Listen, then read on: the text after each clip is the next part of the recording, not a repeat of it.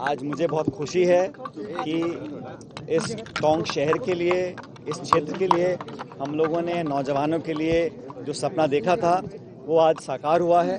और शहर के अंदर इस स्टेडियम का जो हमने रेनोवेट हम करने में कामयाब रहे, और यहाँ के जो प्रतिभाशाली बच्चे हैं, बच्चियाँ हैं, जो ट्रैक एंड फील्ड में मेहनत कर प्रदेश और देश का नाम रोशन कर सकते हैं, उन सब लोगों को आज एक अच्छा इंफ्रास्ट्रक्चर हम लोगों ने दिया है।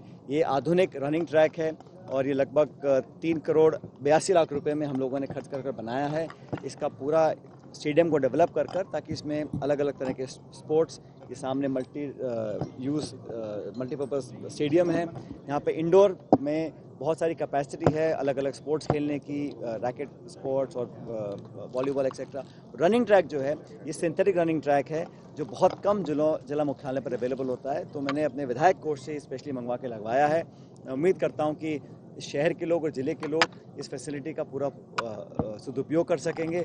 और हर शहर में आजकल बहुत कंजेशन है, तो खुली हवा में, खुले वातावरण में लोग टहल सकें, स्पोर्ट्स खेल सकें, युवाओं में जो जोश एनर्जी है वो इसमें इस्तेमाल करें। टोंक में भी और राजस्थान में भी अनेक जगह हमने देखा है कि बच्चे और नौजवान नशे की लत में फंस जाते हैं।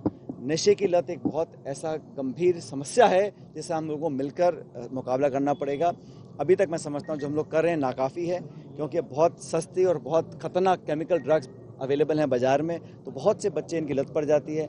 जब लत पड़ जाती है तो घर परिवार के लोग बजाय उसको ट्रीट कराने के, डॉक्टर को दिखाने के, उसको छिपाने की बात करते हैं। सामाजिक उसमें बहुत लोग अपने आप को असहाय महसूस करते हैं। तो मेरी कोशिश रहेगी, हमेशा रही है कि नशा मुक्ति की तरफ हम बहुत काम करें, क्योंकि आने वाली पीढ़ी अगर अंदर से खोखली हो जाएगी तो देश और समाज के लिए बड़ा एक विकट समस्या पैदा होगी। तो ये इंफ्रास्ट्रक्चर स्पोर्ट्स का, रनिंग ट्रैक का, मल्टीपर्पज़ इंडोर स्टेडियम का इसलिए भी हम लोगों ने किया ताकि बच्चों की जो एनर्जी, ऊर्जा है वो सदुपयोग उसका कर सकें और गलत रास्ते पर बच्चे ना जाएं।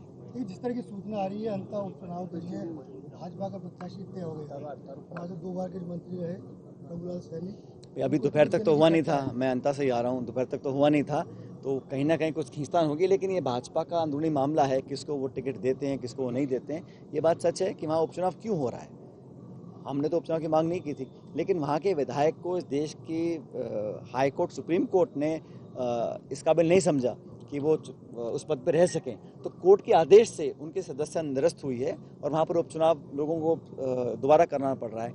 और हमें लगता है कि वहाँ पर इस उपचुनाव में ये एकमात्र एक विधानसभा का उपचुनाव नहीं रहेगा, ये पूरे प्रदेश में जो सरकार चली है पिछले 2 साल में उसका भी एक तरह से टेस्ट होगा, उन सरकार की योजनाओं का, लोकप्रियता का, कैसे उन्होंने गवर्नेंस किया है। और आज राजस्थान में हालात क्या बन गए हैं, अस्पताल में आग लग रही है, झालावाड़ में छत गिर रही है, बच्चे मर रहे हैं, नकली दवाई पी के, खांसी की दवाई पी के मौतें शिशुओं की हो रही है। अभी यहाँ टैंकर में आग लगी जयपुर के पास, अभी जैसलमेर में और बस में आग लगे। तो जो गवर्नेंस है, जो रिलीफ एंड रेस्क्यू है, जो हॉस्पिटलाइजेशन है, जो इमरजेंसी सर्विसेज हैं, उस सब पर बहुत निगरानी से देखना पड़ेगा, क्योंकि अभी तक मुझे लगता है कि सरकार नाकाम रही है लोगों की उम्मीदों पर खरा उतरने के लिए। तो ये जो अंता का बाई इलेक्शन है ये भी सरकार को एक आने दिखाने का काम करेगा। और हम सब लोग आज जनता में थे, हमारे कैंडिडेट का, प्रमोद जैन जी का हमने पर्चा जो भरा उसकी एक नामांकन रैली थी, सब नेताओं ने एक स्वर से कहा कि ये कांग्रेस पार्टी चुनाव लड़ रही है जीतने के लिए। निकाय चुनाव से पहले सेमीफाइनल है, 2028 से पहले अंतर का चुनाव। ये चुनाव आते रहते हैं, लेकिन ये उपचुनाव हो रहा है क्योंकि कोई ऐसी दुर्घटना नहीं हुई। मोस्टली इलेक्शंस होते हैं जब कोई किसी का स्वर्गवास हो जाता है, लेकिन यहाँ पर उनको डिस्क्वालीफाई किया गया था। और पूरी सरकार ने कोशिश करी ये कैसे इसको राहत मिली जाए, लेकिन न्यायपालिका ने तय करा कि चुनाव होगा, ये अयोग्य घोषित किया गया है। तो अब चुनाव दोबारा हो रहा है, तो कांग्रेस पार्टी पूरी ताकत से लड़ रही है।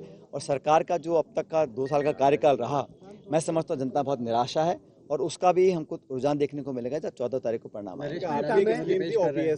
वापिस एनपीएस लागू करने जा रही है प्रदेश सरकार, जो ओपीएस थी उसको खत्म करके एनपीएस इंट्रोड्यूस कराई जा रही है। अभी चर्चा है, मैंने इस पर कोई सरकार का आधिकारिक स्टेटमेंट नहीं। देवली उनियारा में नरेश मीणा की चुनौती देखी, तीसरे नंबर पर कांग्रेस रही, वहाँ किस तरह की चुनौती देख रहे हैं नरेश मीणा? देखिए, चुनाव होता है और सबको छूट है चुनाव लड़ने की, लेकिन मैं मानता हूँ यहाँ मुख्य मुकाबला हमेशा की तरह भाजपा कांग्रेस में रहा है और वही होगा।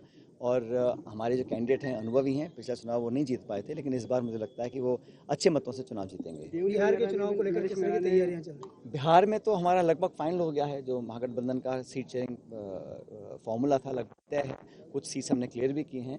और वहाँ चुनाव प्रचार दिवाली के बाद बहुत जोर शोर से होगा और वहाँ लोग बदलाव चाहते हैं। मुझे पूरा विश्वास है कांग्रेस आरजेडी का जो महागठबंधन है बहुमत लेकर आएगा।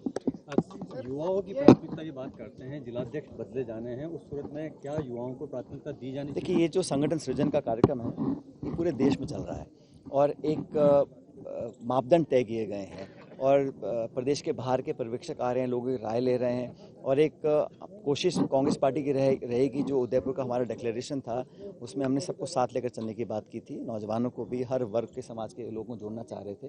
तो जो भी कार्यक्रम बाकी राज्यों में है वो राजस्थान में भी हो रहा है और जो बाकी जिलों में होगा वो यहाँ पर भी होगा। सबसे राय करने के बाद, सबसे चर्चा करने के बाद, वर्कर से, नेताओं से, कार्यकर्ताओं से बात करने के बाद जो भी राय बनेगी उस पर अंतिम निर्णय लिया जाएगा।